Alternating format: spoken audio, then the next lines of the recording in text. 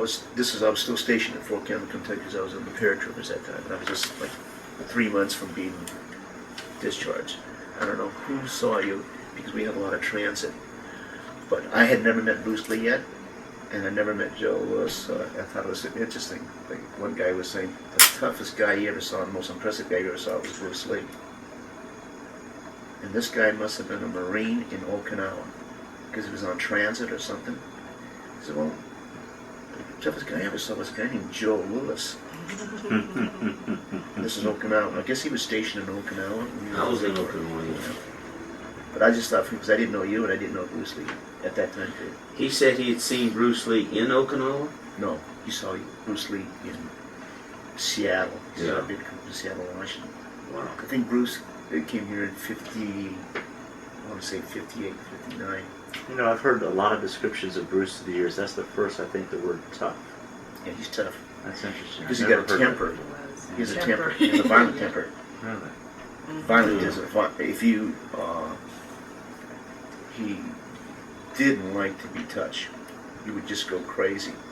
See, the guy he fought, that he beat in that boxing match in Hong Kong, he is not a stylish boxer. Mm-hmm. Like he would not be like a Sugar Ray Leonard. Mm-hmm. If I classified him, he would be like a miniature Joe Frazier. Mm-hmm.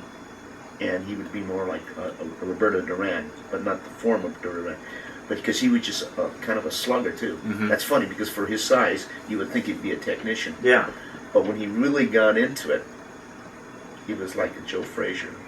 And if you watch him hit the heavy bag, because I've been around boxing, it's not the stylish, polished Mm-hmm. guy working on heavy bag. It's just like a guy who's just really upset about something, you know. Yeah, I've watched those videos, and every shot is a slam. He's Not just, snap, he's just snap, like snap, power, slam. power, and that's Power. the way he was. That's not saying that when he played with me, he could be very finesse, Mm-hmm. because I was not in his league. You know. But when he really wanted to come to me, he knocked me not out, but yeah, sort of dazed now. Mm-hmm. On my 28th birthday. It was really funny. There you go. He says, come on, let's spar. And I go, sure. And he just, usually he plays them, but this one he just sort of went after me. And just knocked the bread basket when I was laying on the ground like this. And he was just laughing. And I go, why is he laughing? And he goes, Wayne, bring out the birthday cake. And they brought out this birthday cake. And he sang to me, happy birthday. He says, that's good, because I want to knock you out on your 28th birthday, or 29th birthday. So he just thought that was really funny. Was actual free sparring? Free sparring, yes. He liked that. Like I said, I was not in this class. Mm-hmm. I only saw him spar one time down at Chinatown School.